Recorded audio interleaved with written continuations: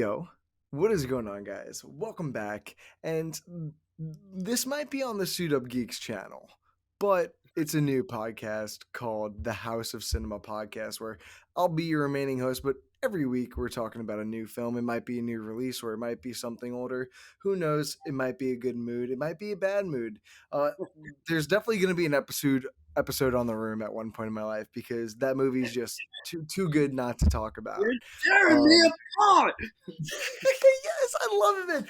Dude, Lisa with the same sex scene too within the first 30 minutes. But it's just like, Tommy, man, I don't know what you're doing, but to kick it off, we've got Thor, Love and Thunder, the second film to kick us off in 2022 for the MCU Phase 4. And just before we really get into this, Alex, what is going on, man? What is up? Thank you for having me on. And I know I'm sorry it's so late at night, but No, dude, I get it. I get it. You're all good. yeah, yeah. No, just saw Thor: Love and Thunder about a week ago. Saw it again yesterday. Thoughts may have changed, may not have changed. So we'll see. No, yeah, honestly, I'm really curious to see how this movie fares over the weekend, just box office wise and critically, because I literally just looked at a comparison photo someone posted on Twitter of this, and it's Mhm. about 2% above Thor the Dark World on Rotten Tomatoes right It's now. crazy. The Dark World's at 66. Well, this is at a 68. Well, the Dark World probably has more reviews. It's kind of scary to see that not only is it getting so low on the Rotten Tomatoes side, but on the critic side, it's the totally opposite. It's pretty high regards in vast different aspects. You either get the people who yet again either just extremely disliked it or it's the best fucking Thor film they've ever seen in their life, Yeah. because Right. that's what every trailer has to tell us. This is the best Thor we've ever seen. So Right. I'm kind of curious, Alex. What were your general thoughts and opinions coming out of it the first time, and then did it what changed? What made you feel a little bit better on, or a little bit more indifferent towards after your second Uh, rewatch? After the first viewing, I mean, I really liked it. Like, I knew I didn't like it as much as Ragnarok. I thought Ragnarok had the better story. I think Ragnarok had more going on, even though Ragnarok, I mean, it's only 10 minutes longer, but it feels like it's a lot longer than it Yeah, actually is. But it's yeah. because there's so much going on in Ragnarok. Um, I really love Christian Bale as Gore the God Butcher. I think Gore the God Butcher is one of the best Marvel villains we've had to date. I love the chemistry between Natalie Portman and Chris Hemsworth. There was just something about the comedy when I walked out the first time. I said, okay, they did a running joke. It was funny the first time. It kind of got a chuckle the fourth time, and then by the seventh time they did it, I was like, no, it's not funny anymore. And then I did think there were a couple like pacing issues and story issues. And after my second viewing, those story issues kind of became more prominent. It didn't kill the movie for me. Like I'm still very positive on the movie after the second viewing, but I think there were some story issues involving like Jane, Gore, that I noticed a little bit more on rewatch, and that I didn't notice on the first watch. No, I definitely agree with you there on just multiple fronts. I only just saw it this afternoon for the first time, and I'm really curious to see how I feel after I see it a second time. Because right now, well, I'm sitting at a pretty decent grade for this. It's not Mm-hmm. overwhelmingly high or overwhelmingly low. Mm-hmm. I I just sit back and I'm like, I don't know if it's this disappointment feeling or if I'm kind of underwhelmed, but it's kind of this mixture for me because Taika didn't write Thor Ragnarok, he only directed it, but now Right. he's taking up two different fronts and he's a co-writer on this along with I forgot who the other person was. So I was really curious to see how this movie shared, especially since Taika's fresh off that Oscar win with Jojo Rabbit just 2 years Mm-hmm. ago at this Mm-hmm. point. And two completely different genres, Right. tonally, visually. And that's the thing. I think the Thor character has always been known for being this grandeur, larger than life, and just kind of gorgeously pictured in this grand scope of things, from the way Kenneth Branagh first pictured Asgard, just going from the Infinity Bridge and just going into this wide shot of this beautiful city that's just hovering in space with a waterfall. Like, it's Yeah. gorgeous. And I feel like with each film, it slowly started dwindling less and less. And I think after, as you look at this film, you really don't have anyone to recognize from Thor's catalog anymore, other than Jane Foster, who, True. in retrospect, we haven't seen in over a decade. And Yeah. ultimately, I feel like that's where a lot of her story fumbles for me. And Mhm. I think the cancer stuff works for the moments it has. Like, I really like their moment at the end when they finally accept that she's gonna die, even if she uses the hammer to keep the power of Thor. Right. That Right. it just brings me sitting here like, guys, why did you waste so much time on just meaningless jokes, a meaningless plot device with Zeus's lightning bolt. Yeah. Like, No, I know. just so It's one of many. those like McGuffins. Yeah, just like a MacGuffin that doesn't do anything either. At least in films that use a MacGuffin, not only do you see it throughout the entire film, it does a purpose. I Right. think my biggest complaint when it comes to a story aspect, um, probably should have said this earlier. Spoilers. I'm gonna edit this and put it in the Yeah. beginning, so I'm not gonna worry there. But I truly feel all the Zeus stuff in this movie is just put in here to set up Hercules for the future of the MCU, because That, they try that's setting true. up the lightning bolt and it doesn't kill him, and they don't even use the lightning bolt to, one, destroy the sword or Mhm. even damage Gore himself. So I'm just like, bro, why'd you give up your hammer for this thing? It is literally useless to you. Yeah. And it's these type of decisions that I don't think should be made by these massively ran studios, and especially ones that have been ran so effectively, like Marvel. Right. Um, what do you have? What are some of your biggest plot points that you have complaints about? I Or get. I guess like the biggest one that I have, I mean, it's definitely a plot point where it's like, okay, it's like selling it to you and you have to buy it and just go along with it. I guess it's Mjolnir reforging after Jane gets to New Asgard. Like I get, yeah, like I have no problem with her going to New Asgard. I have no problem with Jane Foster coming back. I have no problem with her being the mighty Thor. No problem with her being worthy to wield Mjolnir. It's just Mjolnir like sensing that she's worthy, like like I get that, but like reforging itself, I was just like I think I needed something else rather than just that. And that was oh kind of yeah, my biggest issue with that. Something I've seen people take a big issue with too is the Necro Sword, um, and how like that kind of corrupts Gore. I don't really see it that way though, which is why I think Gore is one of the better villains of the movie. I think Gore's motivations are just a byproduct of that sword. I don't think that sword's like corrupting him or manipulating him in any way, like people are insinuating online. I really think that he really just took that sword and was like, okay, now I can. Now, like nobody's gonna help me since my daughter's dead. Like now I have a weapon that I can kill all the gods with, and I want to go kill all the gods. But like you understand where he's coming from, and I don't feel like that sword's influencing him at all. So like you have no, stuff like yeah, that, which I love, but then you also have stuff where it's like you kind of have to just go with it, like the Jane Foster like becoming Thor because Mjolnir said so, you know? yeah. The thing with Jane is I'm glad we got her back, and Yeah, I'm really glad that this film gave us what I'm hoping is a door closing on Thor and Jane's story, because yeah, it kind of felt like this meandering behind the scenes love story that we never really saw.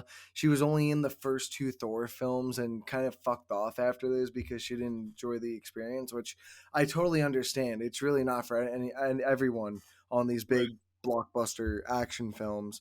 And so when they bring her back, especially a decade later, and everything that these characters have been through with Mm, Endgame, Infinity War, and they even do the recap in the beginning to I make know. sure you remember how much he lost. Yeah. And I'm sitting there and I'm like, I remember this. But when they started showing these flashbacks of these small intricate moments that supposedly happens in between Thor 1 and Thor 2, I guess, it doesn't connect with the character of Thor. I feel like in these flashbacks, I'm watching the Thor of Thor 4, Thor of Love and Thunder, but Yeah. I'm not watching the Thor that they're telling me was from like 2012 or 2011, who characteristically, I can't even pronounce that word correctly, characteristically, there we Yeah. go, Oh, there you is just tonally a different character. And I think that's been the biggest thing about Thor, and how he's shifted to two different tones from the super serious frat boy in Asgard who's all that to someone who's lost everything. And go. Mm, that's a reason why I was kind of on board for Fat Thor in Avengers Endgame. I yeah. know a lot of people gave him slack because the fat suit looked wonky and he was just this bumbling drunk throughout most of the film. But I think Chris Hemsworth did a great job at giving those little intricate moments of showing the pain of everything that led up to those moments, and that talk that he has with Frigga in the movie and having Yeah. it all culminate. I think this movie totally lost most of that for me. And that's really unfortunate because I was really expecting to see a lot more being built around that aspect of the character after Endgame. He's trying to find love and new purpose Right. between the Guardians of the Galaxy, his ex, not only girlfriend, but his ex Hammer, which is a joke that was funny at first that just got way too Yeah. overblown That by the that end. love triangle, I was just like, this is the weirdest love triangle. I so that's the thing. I think a lot of people are like, this movie's just not funny, but I totally disagree. I think this movie's funny, just in not the sense people are talking. I laughed more at this movie because I'm just like, they're doing all this ridiculous shit. Like they're Yeah. doing two separate love triangles, a Right. physical and a fucking non-physical one between two hammers and Yeah. two, like it's wild. Yeah. And then Thor like transfers his powers into a bunch of little children, and then Yeah. he does like some, I'm just like, what is going on, my man? I'm like, Yeah. these fucking yelling llamas are by Oh, far less I the hated the least screaming annoying goats part of this after movie that. for me. That was that running joke. I was like, "Yep, the screaming goats can't deal with them anymore." Dude, I just remember I'm just like, oh, this is gonna be the running joke, and every time it happened, they went through the fucking portals and stuff, and you always just heard one of them scream when they came out. That's So I literally what literally it just sounded like. It was sat so there and put my bad. palm in my head. Yeah, I was I'm like, like, dude, there's Jesus. no way this is funny. I do like this is what I find really odd. So in the beginning of the film, um when you first get introduced to Jane in chemotherapy and Darcy shows up, she's Mm. like, "Are you sure you don't want me to tell anyone else?" And yet later on, like 5 minutes later, Dr. Eric Selvig knows, and then I she's was like, not "Why don't you expecting mention it to Thor?" I'm like, "You haven't spoken to Thor in like fucking 8 years," and then it. she tells him as soon as she meets up with him. I'm like, so everyone she already knows. So who are Right. you trying to Yeah. keep this a secret from? Like, Yeah. Speaking of uh, jokes, like speaking of jokes, though, I think I'm in the minority here. I'm actually a fan of them making like Zeus and everybody in like Omnipotent City like a joke because I thought that was hilarious. Like I'm looking at it I feel different like on that. Zeus. Yeah, I feel like Zeus is the type of person that would be so full of himself where he would be a joke. You know? Exactly, and that's the thing. I think the characteristic and personality is all there for the Zeus that I think he was trying to get. It Yeah. was more just the fucking accent he was doing. It was just I like think that's part of the joke, though. That's my thing. that's what I'm thinking. But is it part of the joke, as in he's like a bumbling drunk that's a god, or just I really someone who's so I think laid I think back I that think that's he the gets point. everything? Kinda, that's kind of what I read into it. I was like, he's either like a fucking bumbling idiot or like a bumbling drunk that's just has no idea like what accent he wants to put on. You know, like, and No, I yeah, think that was part of the joke. and I think a lot of the confusion for me comes down to ultimately really just feels like we're here just so we have a reason to introduce Hercules in our post credit scene. Yeah, And and then I'm just like, is this just gonna be one of those one off just jokey Zeus characters like, oh, this god really isn't worth shit at the end of the day, so why do we really wanna right. bother with them? So I got a question for you. Yeah. I've been bringing this up since the trailer on Twitter. Mhm. At the end, when he's going or trying to open the Eternal, you see the Mhm. statue heads. Mhm. Two people come to mind. I swear to God, I saw Kang in one of them, and I feel like I saw the Watcher. And I think the Oh, Void in the Eternal looked like the Watcher as well. I don't even think I noticed. I so whenever it comes to Disney Plus or whatever, if you go to the theater again, like pay close attention to the statues.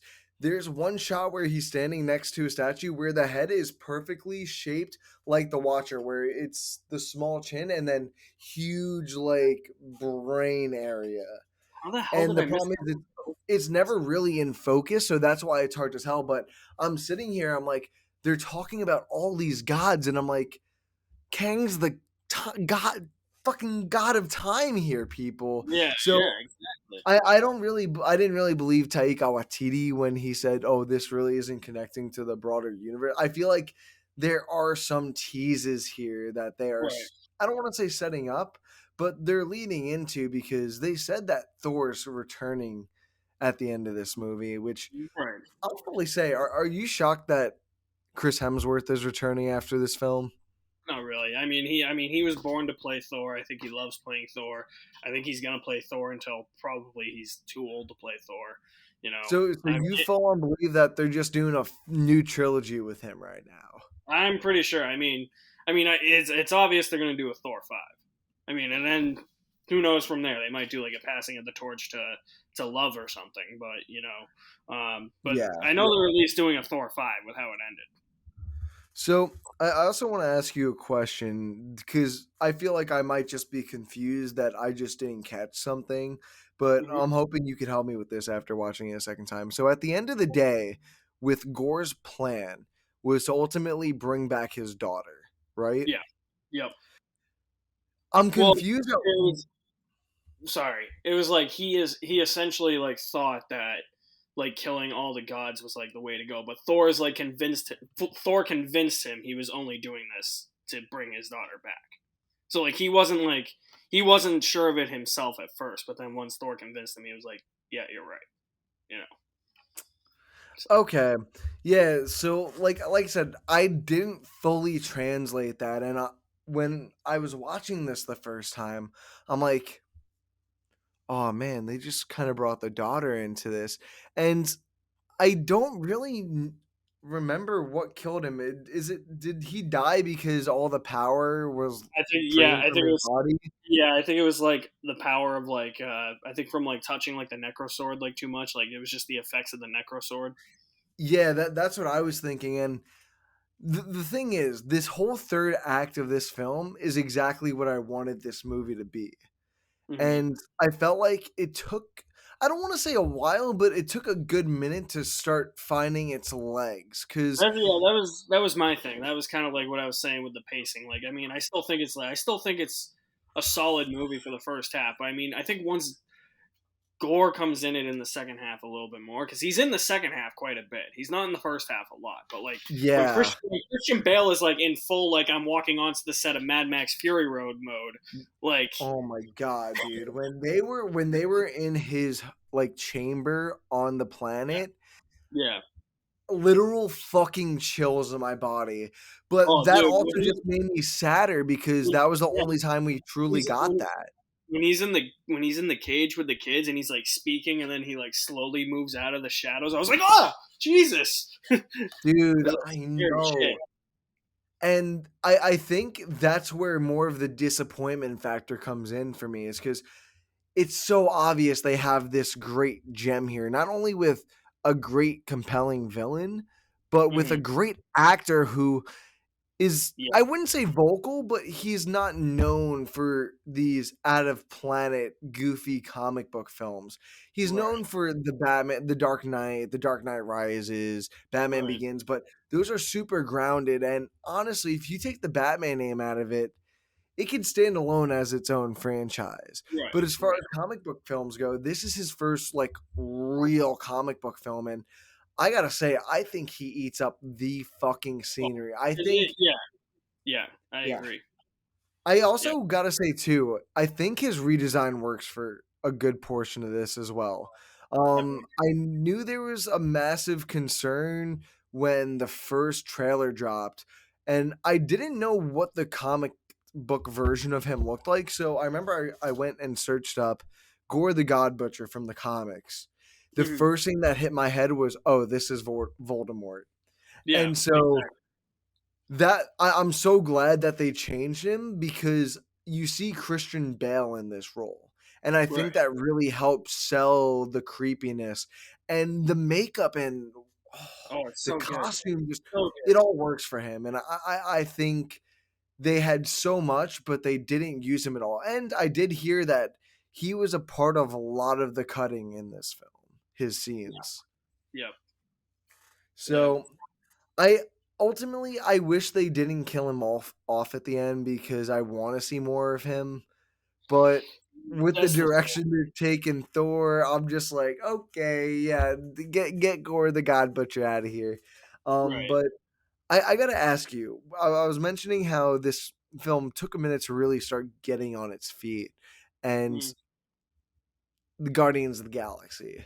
I don't want to say they're disappointing, but why were they really here? They really serve no purpose towards his story. And even then, they kind of hint when, right as they go their separate ways, they're like, we'll go deal with the same situation just somewhere else. And I'm like, Yeah. okay, they got to come back at the end to help Gore because Valkyrie's done, Mighty Thor's done, Korg's done. Right. He can't Right. possibly do this by himself. And I feel like for story's sake, that would have made more sense and something I think I would have just enjoyed more as a viewer of the Guardians and Thor relationship that we've seen from Infinity War and the small parts that we got in Endgame, more Mhm. so than that little Thor kid army that we got, which was cute and all, but it really just didn't do justice for me. But yeah, they really kind of were in this for 5 seconds. They each had two lines and said, "Hey, we're going. Bye. We'll Yeah. see you in the Exactly. Guardian Yeah. special this year." Yeah. I mean, they were in it as much as I thought they were probably gonna be.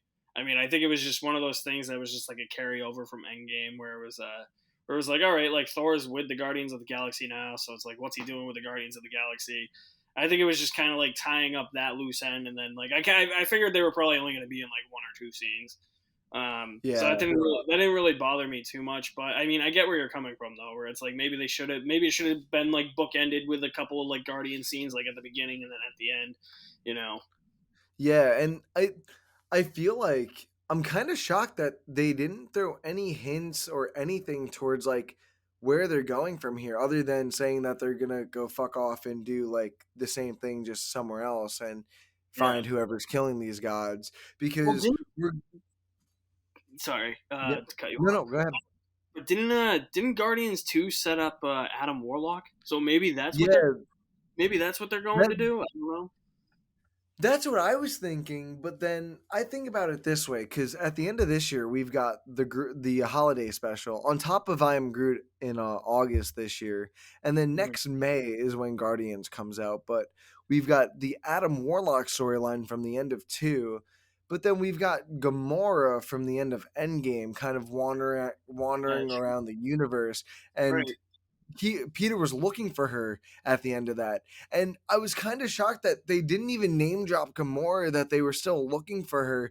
And that's why I'm kind of like iffy on it. Like I I wonder felt if like a lot of these characters were not the characters we last saw.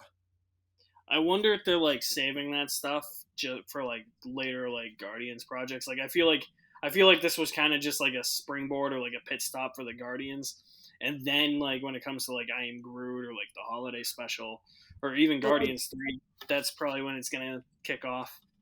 Is it like a spring trip for him? Because I figured that he would at least be with them for a year in between the end of Endgame and this film, Yeah, just trying to yeah, find himself, getting into like the rippest fucking form my guy could ever get into. Like yeah. I like when the fucking Zeus like flicked, I'm like, bro, you're a literal mountain right now, Yeah, a literal mountain.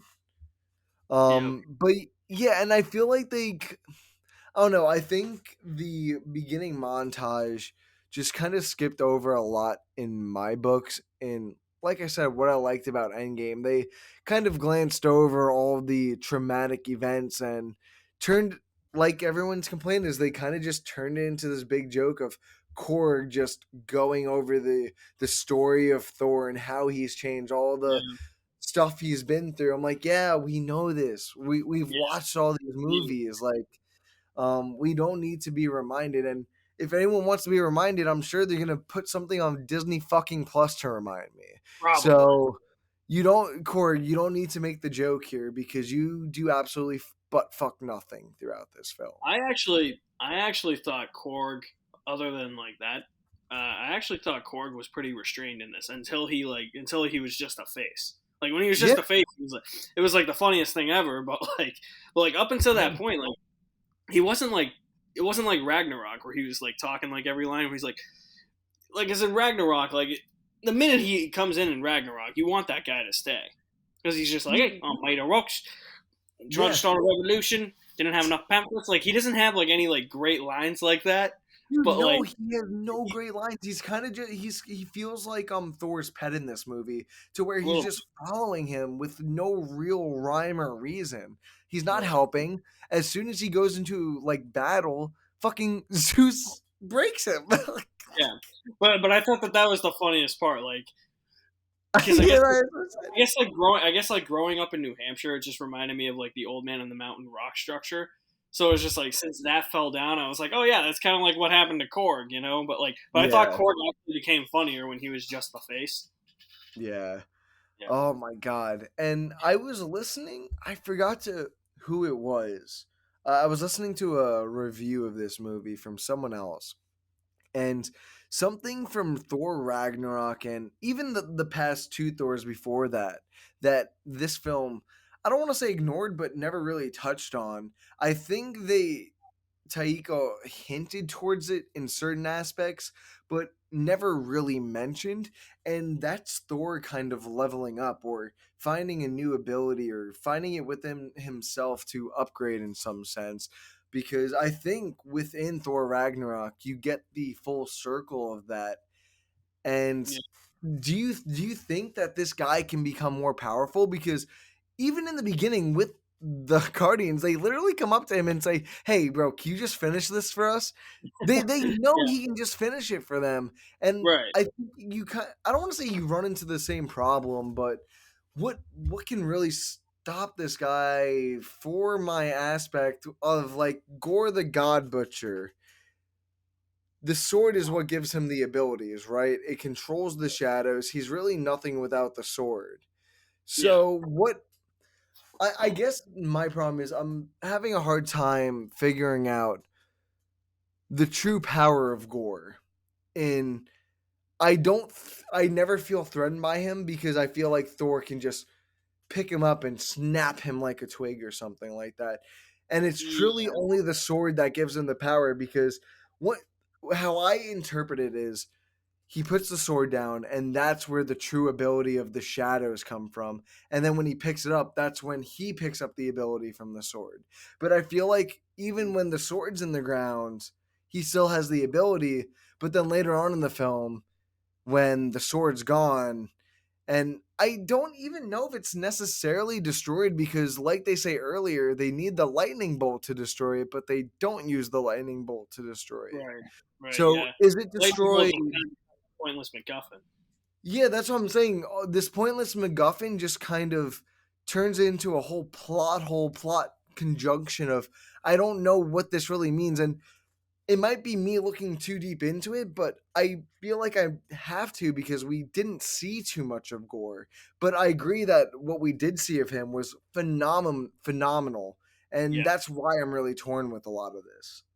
yeah. I mean, I don't know. I think you're right on your interpretation. I mean, I just think, I mean, with an actor with the caliber of Christian Bale, I just think it boosts Oh a yeah, mediocre character like that even like is higher than it probably should be. And I don't know. There's something about me that like just gravitates more towards like being like sympathetic towards villains like this because he just wants to see his daughter again. yeah, Whether or not like the sword gives him like the power, I don't know if I really interpreted it like that. But I get where yeah. you're coming from. I just really thought it was just his motivation just to kill all the gods, and that was like the god killing weapon. But um, but yeah, no, I mean, yeah, I totally get where you're coming from though with that. Because going back to what you said about people saying that the sword was kind of controlling him, Hmm. I'm with you on that. I don't believe that it was controlling him. If anything, I think the sword just found a very vulnerable person who just lost the one thing that they dedicated their life to, someone who thought could ascend them to Valhalla for all the great things that they've done for them. Yeah, And to and see that all taken away from you, I think that the sword just took advantage of that and right, recognized and the pain that he had and plus and two, just you have allowed him to have the power too. yeah, and plus two, you have to take into account too that like this happened on Gore's planet. Like his daughter Yeah, died on his own planet, and he literally went to the god of his planet, praying, yeah, praying to help him. opening shot. And yeah, and and I think the god's name is like Rupa or something, and Rupa is Yeah. legitimately like no, and that pisses off Gore. So it's like he has the motivation right there, whether or not the sword corrupts him or Yeah. No, I absolutely agree with you there. And it's those type of things that I think are really strong, but there's so much that I feel like they could have dived into there. I think they needed, if you're gonna have Gore the God Butcher slaughtering gods, I think you needed at least one or two scenes where we actually see that. Because when Thor gets the Yeah. distress um, from Lady Sif, and Lady Sif is like on like in that realm where it's like it looks like the like North Pole or Yeah. something. Like that giant, there's like that giant beast that got destroyed. I'm like, wouldn't it have been awesome if we saw Gore kill that thing? And I feel like this is where the fan base kind of had to be thrown into this story is everyone's been like, where's Sif? She literally was not in the Yeah, Thor Ragnarok right, slaughter for some right. reason. We didn't want the Warriors 3 treatment. Yeah. That's for Yeah, and she felt so thrown in this film that I feel like why even have her at this point? Just to throw her into New Asgard and put her exactly where she was in the first movie? Like yeah, 12 years ago? Like I don't give a shit about this at this point. You obviously don't care about this actress. You don't care about her role in these movies. She hasn't done anything of use through these movies, through Agents of Shield. Like you guys have tested the waters and you guys clearly don't want this character anymore, which is fine. So dedicate more of these useless times to having the villain being built up and being menacing because of that you lose a lot of the dread of oh shit he's coming for all of us when at yeah. the end of the day it really just feels like I'm on this adventure of Thor trying to fuck his ex-girlfriend like Yeah. I mean, that's essentially what it feels like, right? yeah and Gore kind of just feels like the side piece that's going along for the story. I mean, I get where people are like the tones are conflicting, so therefore it feels like two different movies. Because I think for the first half, it's a lot of like the comedy, like the Taika style comedy that we're used to. But then when Yeah, Gore's in the second half, and like I said, I think he's in the second half a lot. But when Gore is in the second half and the focus is more on Gore, like it becomes a more like serious, like emotional movie. I think yeah, and I think that that's where people are kind of struggling with the conflicting tone. It worked for me. I don't know how. Usually I pick up on that stuff where I'm like, oh, the tone didn't really match up in the first half and the second. I don't know why. For some reason, it just worked for me, and I think it was just because I was like already sold on Gore um, being a good bad guy. But yeah, I mean, I get where people are coming from, honestly, with like the tonal shift, and how it does feel like two different movies, and I completely understand what you're saying. Where it's like it just feels like this kind of tacked on thing. I mean, I like I said, I think you needed a couple more gore scenes in the first half. I think you also just needed to address more of Jane's cancer to help. I mean, So sudden. there's enough emotional weight there. Like I buy the fact that she and Thor fall in love again, but I think you just needed another scene or two similar to Gore, where you actually like kind of like see her being affected by Mjolnir and like the use of Mjolnir and how that's slowly killing her. Was she trying to find like trying to make a cure herself in the beginning when she went back to the lab or something? I don't know if she was trying to make a cure herself. I know that she went to New Asgard to try to find a cure. Yeah, no, she went to New Asgard because Mjolnir brought her there. Oh yeah, He that's right. yeah, because she was saying that Mjolnir was like whispering to her That's right. right after That's right. she got Maybe she was diagnosed. The one thing I don't want to say problem with or just kind of an iffy feeling on is how then. they explain her becoming Thor in a Well, joke again ultimately. that was It kind of my thing too. Like I think I needed more than just Mjolnir like sensing she was worthy and like just reforging because of that. Like I'm cool with that, but can you expand on that a little bit? You know? Exactly. They kind of just dropped that. Oh, because Thor says that you should protect her. There's this code of worthiness around her or something that I guess the hammer sees, but past that, they don't really do anything. So when Right. you see her as Thor, she's badass and cool, but I don't think you really feel any of that really heroic weight that you get when you see Thor come into Wakanda in Avengers Infinity War with Right. Rocket Right. and Groot. Because Yeah. when you first see her in New Asgard when they're fighting, it's kind of just like, hey, typical, how you doing? You know, we're just casually fighting. Like, even Valkyrie's like, yeah, the new Thor's doing her thing. Like, it's so casual. She knows how to fight, and I'm just like, there's no build up around her being this badass. And yeah, she does something cool with getting it back, and that's the wide shot showing who she is, and the Yeah. revealing shot. And I'm like, yeah, this is cool, but no real build up. Like, Right. Right. it falls flat in Okay. a lot in a lot Yeah. of those aspects for me. It, it mostly worked for me. I think it probably about like 90% worked for me. But like I said, I think needed another scene or two. Like it wasn't something where it was like you needed like a bunch more scenes. I just think maybe one or two more scenes to flesh it out would have made it perfect. Also, maybe just thinking about it now, that both you have the two different distinct storylines. You've got the Gore storyline, and then you've got the Mighty Thor Jane Foster storyline. I think the thing that kind of throws it off is Taika doesn't find a way to connect the stories in really any true meaningful way together. Yeah. The love part just really comes in at the end of accepting Jane's death Yeah. and adopting this new daughter all of a sudden that just comes out of nowhere. And Yeah. it's this daughter that has no build up. And I'm just like, oh, okay. I get the title. Um, I just don't think it was fully fleshed out like you said before at the grand end of things for me though. Okay. Yeah. I don't know. I lost my train of thought now. Damn it. No, dude. Honestly, it's been really confusing with these Phase 4 movies, and not even just movies alone, but Phase 4 shows too. Moon Yeah. Knight's been very diverse. Miss Marvel's really diverse Oh right yeah. now. I mean, Multiverse of Madness diverse. Thor Love and Thunder's I'm diverse. actually a pretty big fan of Multiverse of Madness.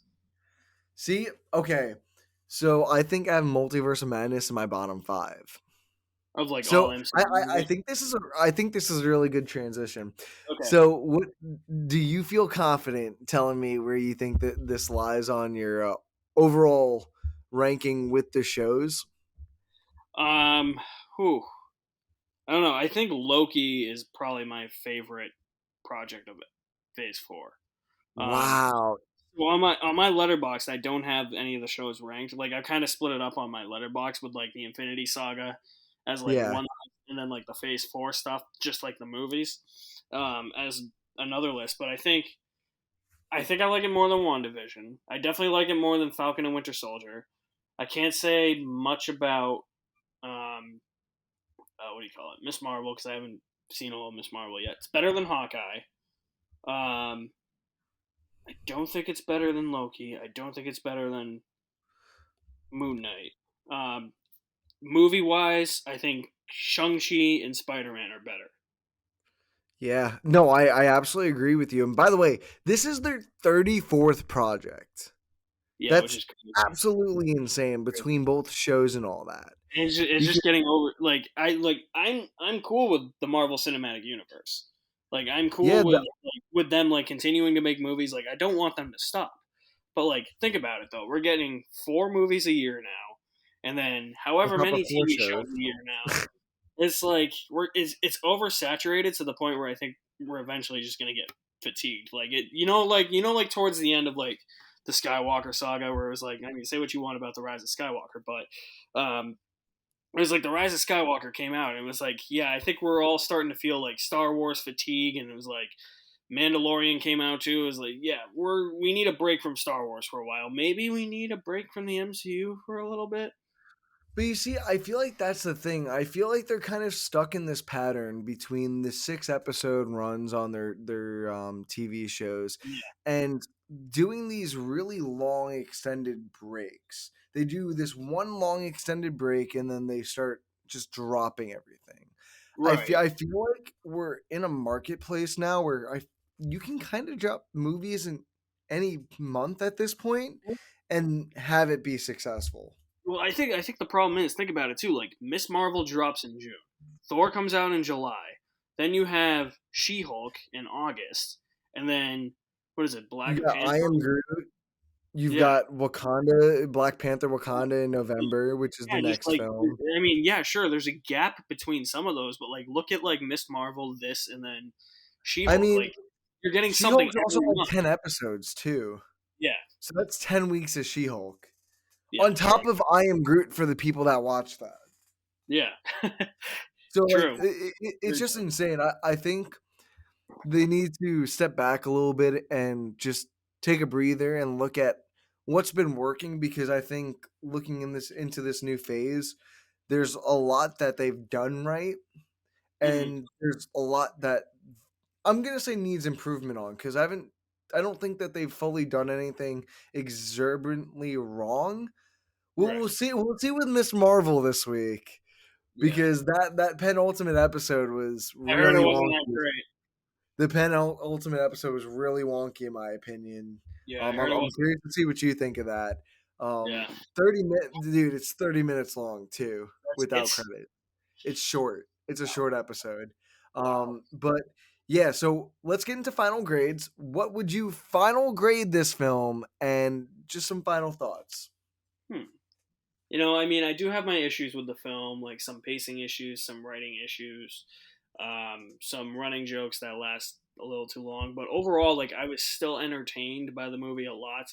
And honestly, right now where we are in the MCU, if that's what a movie can do for me is entertain me, then I'll probably walk out really happy. Um, so I'm probably gonna go B plus on this. Not as good as Ragnarok. I think Ragnarok's like an A plus A. But I like it more than the first Thor and loads more than the Dark World.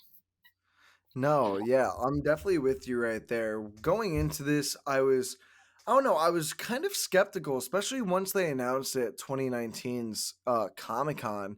I didn't know how Mhm. to feel about it because I loved Ragnarok, but after seeing Endgame, I was just, I couldn't know where this character was going next. So I was just cautiously anticipating this film. And as you just see the promotion, you know more about the storyline and you just look at the title itself. This film is just gonna it's totally different from all three. And I think that's the crazy thing between all four of these films in the Thor, not even trilogy at this point, Yeah, quadrilogy, is they quadrilogy. all kind of yeah, they all kind of distinctly feel different from one another, and Yeah, I do I love it. appreciate that. I appreciate that for certain aspect, but each film just progressively got like lighter and lighter, and this one just went full blown like rainbow. I think that also has to do though with Thor's other appearances. Look at the trajectory of like you start with Thor, then you go to the first Avengers movie, and then Thor 2, and then that's kind of where he's starting to like fit in a little bit more. And then look at like Age of Ultron. Age of Ultron was kind of like that transition a little bit, where it was like Yeah. okay, Thor's still like the old Thor, but He, he's he's starting to he's become like the he's more much jokey looser Thor. in Age of Yeah, Ultron. yeah, yeah. And He's I not. think that they kind of ran with that with Ragnarok and made him a lot more loose in Ragnarok. So I was like, so I think the progression and like how we get to where we are now with Thor is there. Um, No, yeah, absolutely agree. I think we gone from a character who was so uptight that he worried about every little thing and every yeah, little impact in life to a character now who just wants to live to love and live the best life he can. And yeah, while that might not always render with people, I think that they could have done it in a better way, but I still appreciate the effort and I mhm, appreciate the creativity that this movie brings because I think that's the one thing we can all agree on with these Phase yeah, 4 movies is well, they might not have all been the greatest or even the best for some people, that they at least are taking those jumps and creative jumps that I think Marvel's known for and that really got them popular back in 2008. And I think this is just going to be a new renaissance of a different version of that because bro, it's 14 years already going on yeah. 15. It's It's crazy. insane. It's crazy. It's it's Yeah, crazy. But it's ultimately, crazy. yeah. Dude, I It's mean, crazy. like literally, fucking 2023 is. I mean, dude, we're about to get a Wakanda Forever trailer soon. I know. Do you think I they got to drop at least a teaser or some sort of info at San Diego Comic Yeah, Con, right? yeah. I would think it would be at San Diego if they drop anything, and then like they'll It's probably do either like that or Disney Plus. Disney yeah, Plus for the full trailer. they'll probably do what they usually do, where it's like, oh, the closed doors trailer, like only the people at Comic Con see it, and then like I hate somebody that leaks it shit. online, and then it gets taken down online because they're like, no, you leaked it, so boo hoo. Yeah, Um, that's what I say, bro. That's what I yeah, say. But and then like a day later, they'll be like, all right, somebody leaked it. Here's the real thing. Yeah, oh my god.